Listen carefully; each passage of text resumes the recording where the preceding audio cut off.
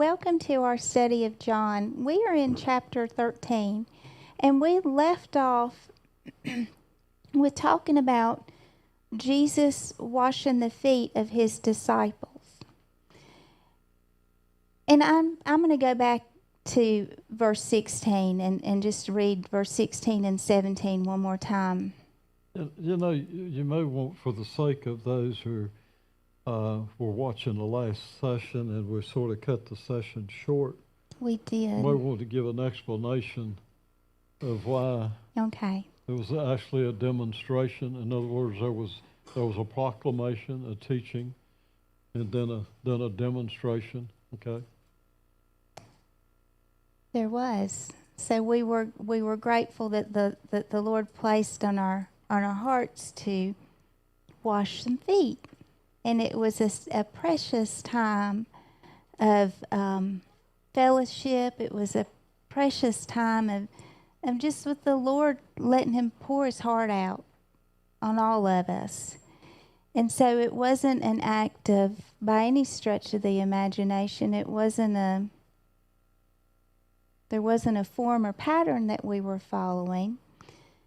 We were just listening and obeying the Lord, what He had put on our hearts. So there was a demonstration. It was fulfilling a mandate, basically. Yes, yeah. It was. And I'm so grateful that we obeyed the Lord. And I'll tell you something funny about that later. But we'll pick up with verse 16. And this is Jesus doing the talking. I'm going to go back to 15. Right after Jesus had washed the feet, He said, "For I have given you an example that you also should do just as I have done for you." Now, He was referring to the act of serving one another. That the washing of the feet was an act of service. It was an act of love. And so verse 16, He said, "I assure you, a slave is not greater than his master, and a messenger is not greater than the one who sent him. If you know these things, you are blessed if you do them." If you know what? What things? Well, if you know that we're to serve others, we're to follow the example that Jesus gave us, to serve others. If we know that we're to follow that pattern, if we know that we're not greater than our Master Jesus. You know, sometimes it's an easy thing to think, and we hear Pete say that we have a better idea. Well, sometimes we really do think we have a better idea, that we know how something needs to roll out, and we've got a good plan for that, and that's the plan we need to go with. But we need to take into consideration, Jesus could have said here, "My ways are higher than your ways. I'm smarter than you. I gotcha." But He said, you realize that the slave is not greater than his master. Be careful not to think of yourself too highly. The messenger is not greater than the one who sent him. You can think about that in the natural, like with the ambassador of a country. The ambassador is not greater than the country that he represents. He's just a spokesman. He's been sent out on a job. And we too can be sent out on a job from the Lord. Jesus said, if you know these things, you are blessed if you do them. Now, how about that? I want to be blessed, don't you? So that tells me that if I follow the pattern that Jesus has set for me, I'm going to be blessed. If I realize that I'm His slave, He's bought me with the price, and I willingly lay down my life for Him to use me in whatever manner that He sees fit, I'm going to be blessed by that. Then He goes on to say in verse 18, "I'm not speaking about all of you." Now keep in mind that He was talking to His disciples here. And so this message that He was saying was specifically directed to His men right there, his apostles. He said, "I'm not speaking about all of you. Why would he say that? You know, let's keep reading. He said, I know those I have chosen, but the scripture must be fulfilled. The one who eats my bread has raised his heel against me. And you find that in Psalm chapter 41, verse 9. And basically he's saying, listen, I know exactly what's going on. I knew it from the beginning. Y'all aren't going to have a thing to talk about when I leave here, because I'm telling you right now.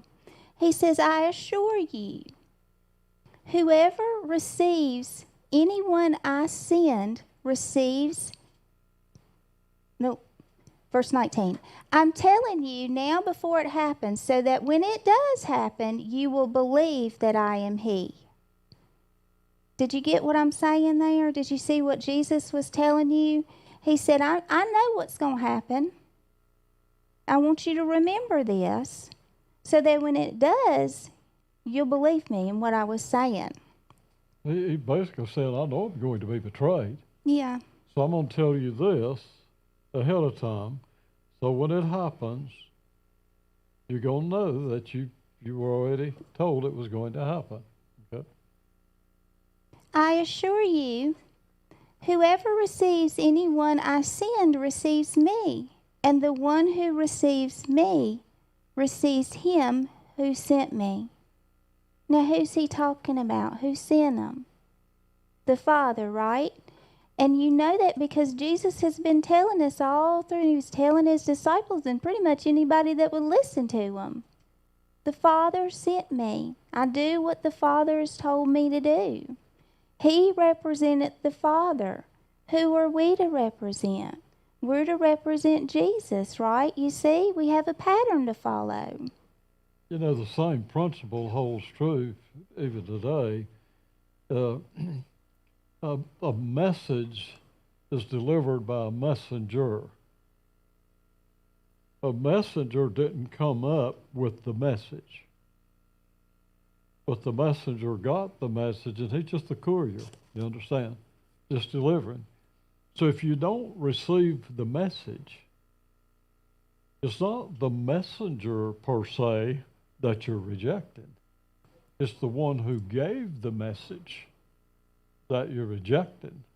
You know, they stoned the prophets, many of them. So what were they doing? Rejecting the prophet? No, they were rejecting the one who sent the prophet. And so when you don't receive the message, you're rejecting the one who sent the message, not the one who delivered the message. Okay? Now, we'll receive that in the natural. Because if you've ever had to go tell somebody something, deliver some bad news, you'll say, now listen, don't shoot the messenger. I'm just telling you, this is what's, you know. We'll receive that in the natural. But isn't it interesting that in the spiritual, you're giving a spiritual word to somebody, you're telling something, that man's not a God, that woman's not a God. They're speaking of their own. We like to twist things up. And anyhow, verse 21. When Jesus had said this, he was troubled in his spirit and testified, I assure you, one of you will betray me. He knew. The disciples started looking at one another, uncertain which one he was speaking about. One of his disciples, the one Jesus loved, was reclining close beside Jesus. And Simon Peter motioned to him to find out who it was he was talking about. Do you have an image of that? He's like, John, ask him, who is it? So he leaned back against Jesus and asked him, Lord, who is it?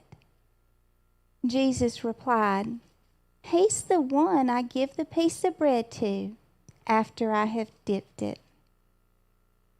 When he had dipped the bread, he gave it to Judas, Simon Iscariot's son. After Judas ate the piece of bread, Satan entered him. Therefore, Jesus told him, What you're doing, do quickly. All right, let's look at some things here. John interests me all the way through the book. John does not identify himself by name, but several times he talks about the one that Jesus loved, the disciple whom Jesus loved. And here again, given this narrative, he is talking about the disciple whom Jesus loved. Yeah, you understand, he was close to him to where he could lean on him. You know, Peter nudging him, you know, find out who this is. Now, here's another interesting thing to me. That when he had given what's called the sop, when he had given that to Judas, and he told them, the one I give it to is the one's going to betray me. They didn't catch on. Now, I don't know if he gave sop to others or what. I don't know what the deal was, okay? But they didn't catch on to it. They still didn't realize that Judas was the one that was going to betray him. Now, here's another point of interest. In the second verse, it said that of this 13th chapter, when supper had ended, the devil had put into the heart of Judas. But in this verse, it says Satan entered into him. Now he is possessed. And Jesus says, all right, what you're doing, do it quickly. Don't delay. Let's go on and get this over.